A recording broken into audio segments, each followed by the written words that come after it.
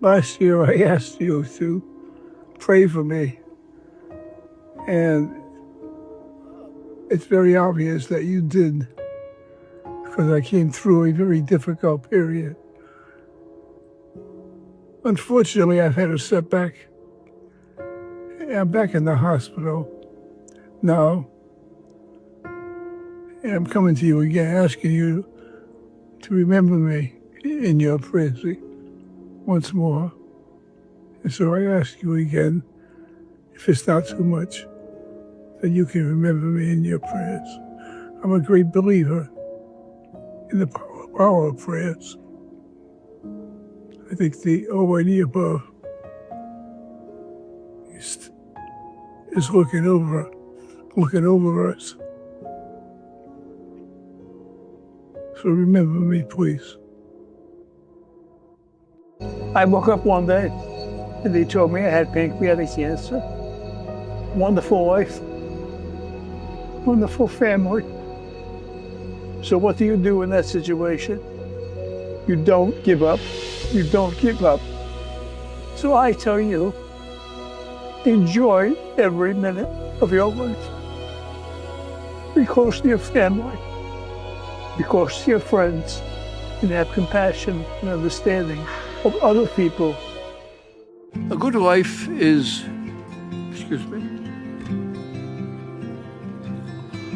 good life is being a good family man, good family person, and having good friends. That's all there is to life.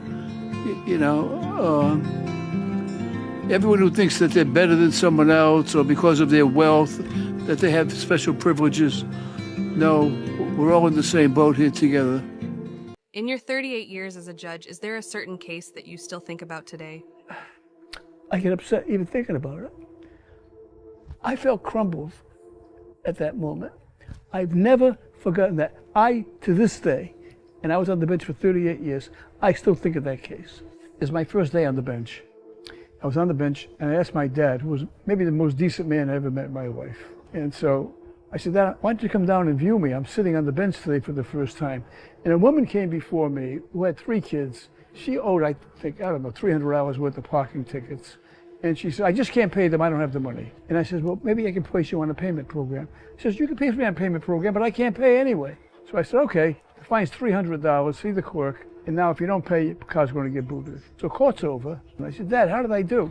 He said, Frank, that woman. He says, you find her. I said, Dad, she was arrogant, she was rude. He said, she was scared. You should have talked to her. You should have understood her problems. You can't treat people like that, Frank. And I can tell you, without fear of contradiction, it never happened again after that. Never.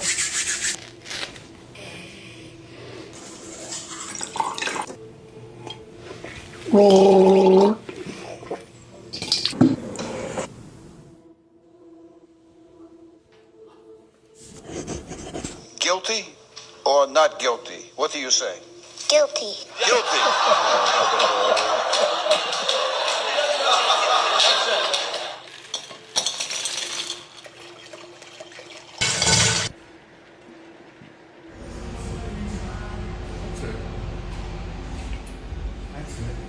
Beautiful.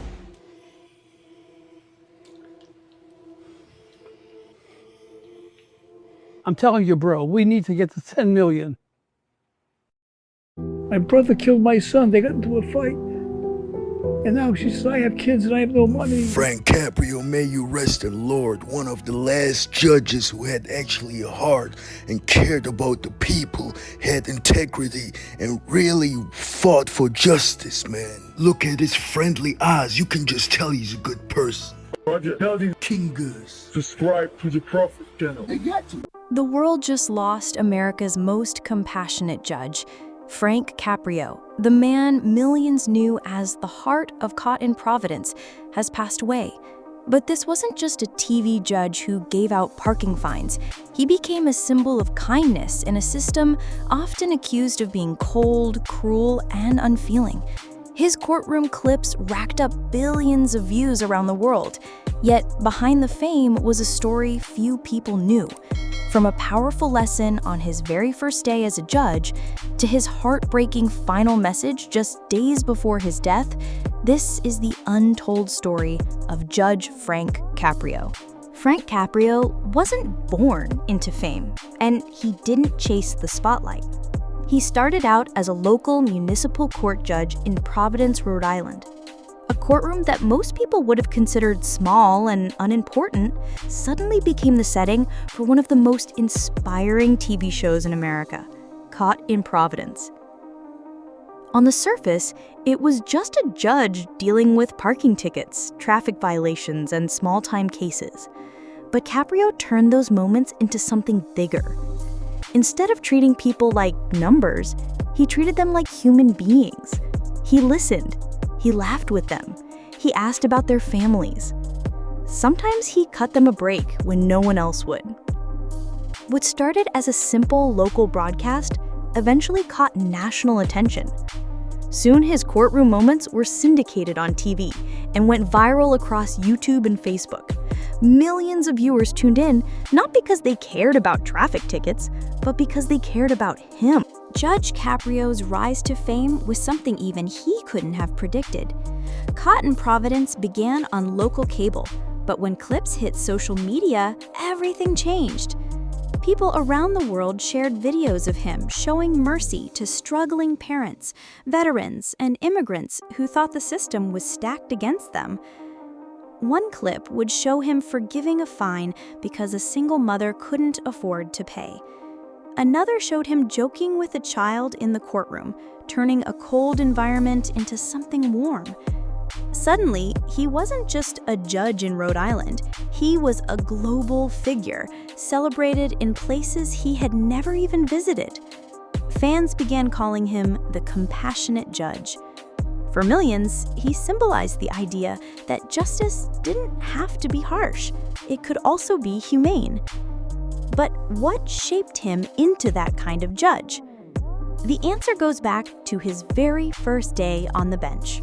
Caprio once admitted that his very first instinct as a new judge was to be tough, to show authority, to prove he belonged in the robe. On his first day, a woman came into the courtroom.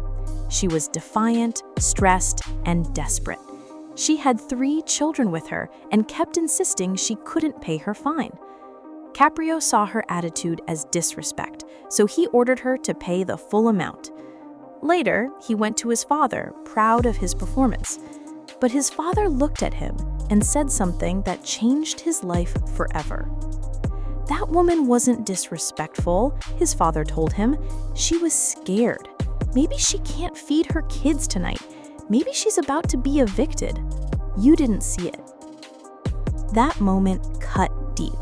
It was the first time Frank realized that being a judge wasn't just about enforcing the law, it was about understanding people. From that day forward, he never forgot his father's words. They became the foundation of his career, his show, and his life. One of Caprio's most viral cases involved a father who couldn't afford a parking fine. His young son sat next to him in the courtroom, nervous but curious.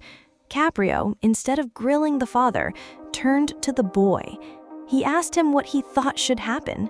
The boy shrugged shyly, and Caprio smiled, saying, "You're the judge today." The boy's innocent verdict? A smaller fine that his dad could actually afford.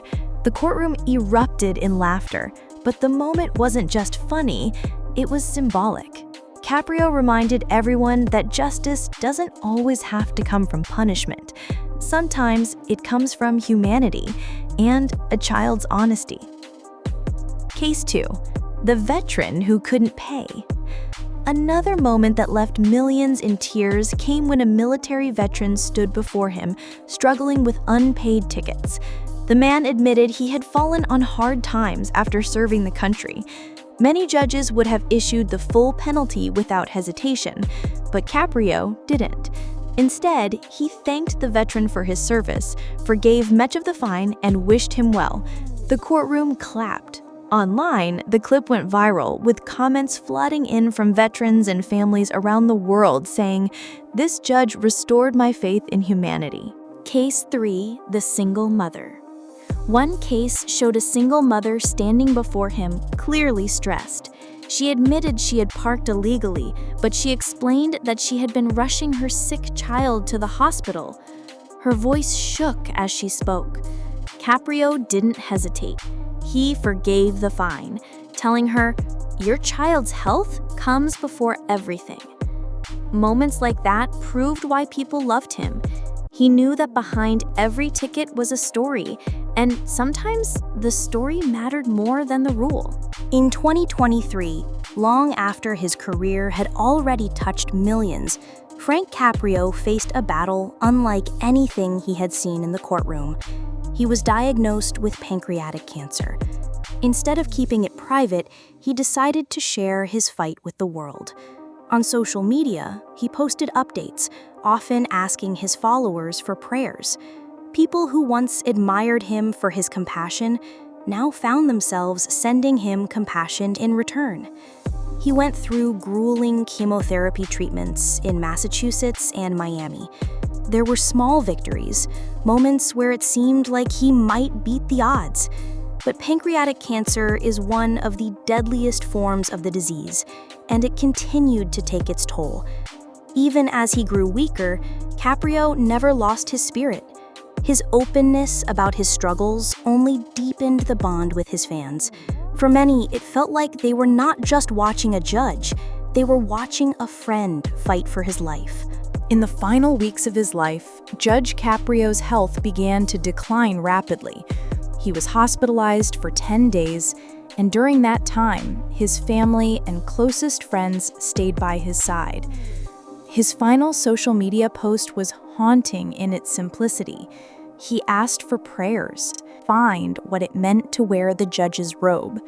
Why did so many people, even those outside of Rhode Island, feel such a strong connection to Judge Caprio? The answer is simple. He gave people something they rarely found in the justice system: humanity. He wasn't afraid to bend the rules when compassion made more sense. He listened to people who were used to being ignored. He laughed in moments where others might have yelled. He showed mercy when others expected punishment. In a world where authority often feels cold and unfeeling, Judge Caprio reminded us that kindness is not weakness, it's strength. Before his death, Judge Caprio released an autobiography, sharing the lessons that guided his life. He spoke not only about his career, but also about the values his parents instilled in him. His story inspired countless young people, including aspiring lawyers and judges, who saw in him a model of what justice could be. Beyond the legal world, ordinary people carried his lessons into their daily lives, choosing empathy over judgment, kindness over cruelty. He may have sat in a small courtroom in Rhode Island, but his message traveled across oceans. His impact cannot be measured by fines collected or cases closed, but by the lives he touched. Frank Caprio's story is more than the story of a judge. It's the story of a man who carried his father's wisdom into every decision he made.